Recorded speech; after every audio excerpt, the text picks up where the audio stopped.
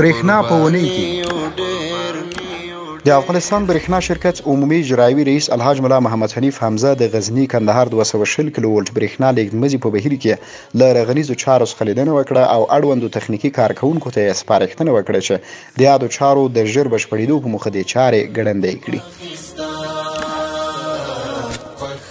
در ادامه کار تکمیل سازی پروژه سبستیشن نورالجهاد هرات این بار نیز کار قالب بندی، سمتابی و کانکریت ریزی کنترل روم و سویچیارد تکمیل شد.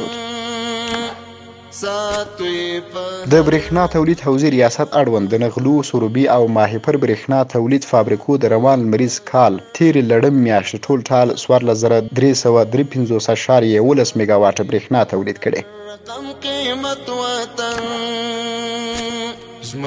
هیئت رهبری ریاست حوزه پروان برېښنا به منظور حفظ و مراقبت از تجهیزات ساخت یک باب گدام را تهداب گذاری نموده و کار آن به گونه عملی آغاز شد.